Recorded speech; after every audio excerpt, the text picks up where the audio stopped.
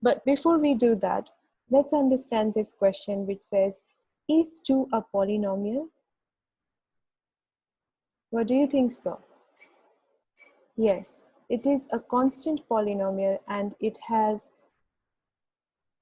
x as a variable, but that variable has a power of 0, and so we don't mention this variable with 2, and that's why it's a constant. So all constants actually can have variables, but the variable has a power of 0. Then is 0 a polynomial? Yes, it is also a constant polynomial, but 0 can have a variable with any power, because no matter whatever the power is with 0's variable, it will eventually turn to become 0 only.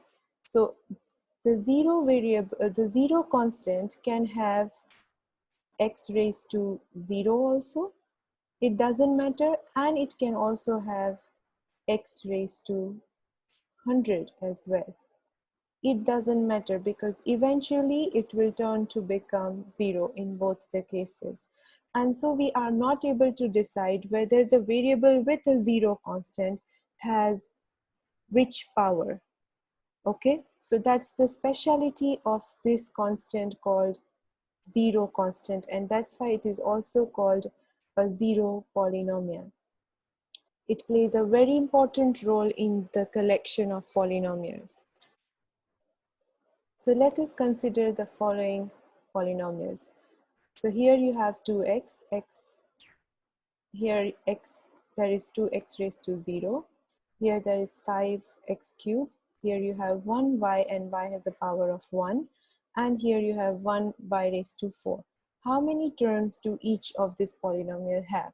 So each of this polynomial have only one term, and we call them monomials. Observe the following polynomials now. And how many terms do each of these polynomials have?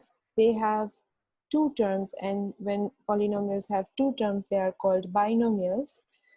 And if a polynomial has 3 terms, as you can see in both these cases, they are called, these 3 terms are called trinomials.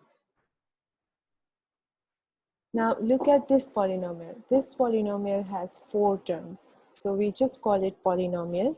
But what is the term with the highest power of x? Which term has the highest power of x? It is 3x raised to 7, and the exponent of x is 7 in this case. So this term has the highest power of x, which is 7. Now look at this polynomial. What is the term is with the highest power of y? And in this case, it is 5y raised to 6, and the exponent of y is 6. The highest power is called the degree of the polynomial. So what is the degree of this polynomial? You look at the highest power. So the highest power of this polynomial is 7. And so we say that the degree of this polynomial is 7. Now, what is the degree of this polynomial? There has to be a question mark here.